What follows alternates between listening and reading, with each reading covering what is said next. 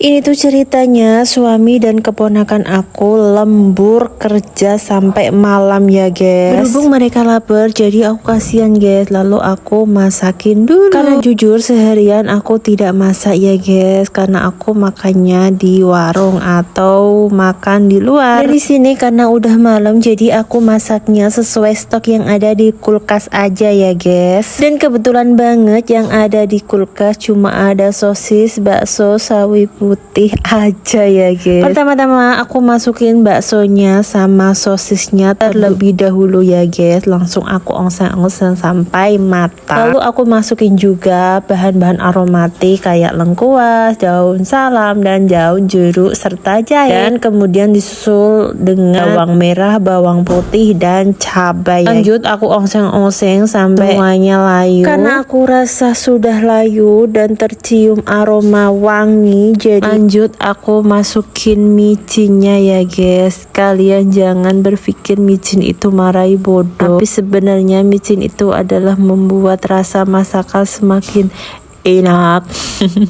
Selanjutnya aku juga masukin lada dan gula, dan juga aku masukin garam sedikit. Lanjut aku ongseng-ongseng sampai semuanya tercampur. Biar bumbunya tercampur rata, jadi aku masukin air sedikit ya guys. Mungkin kalian bertanya-tanya kenapa kuahnya itu bening kincling-kincling, nggak kayak butek gitu ya guys. Ya, karena memang aku tidak menggunakan bumbu ulekannya guys. Dan di sini selanjutnya aku masukin sawi putih dan aku ongseng-ongseng biar sawi putihnya matang. Dan lanjut aku masukin kecap manis. Di sini kalian jangan salfok sama kecap manis aku yang mengental, karena memang kecap manis aku taruh di dalam kulkas. Karena kalau tidak ditaruh di dalam kulkas nanti habisin sama semut ya guys. Lanjut aku masukin saus tiram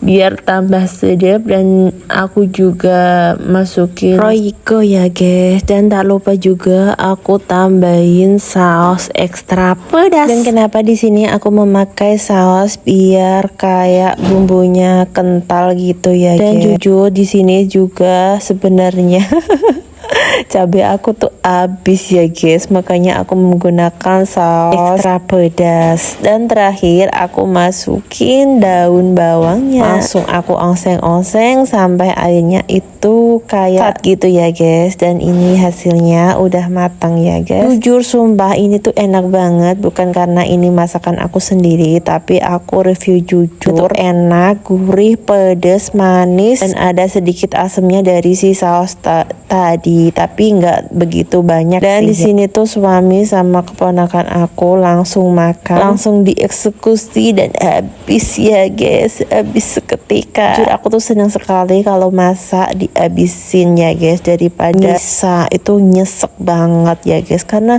udah capek-capek masak tapi tuh nggak habis, kayak di hati tuh gimana gitu ya guys. Dan ini videonya udah selesai, aku pamit dulu, bye bye, assalamualaikum.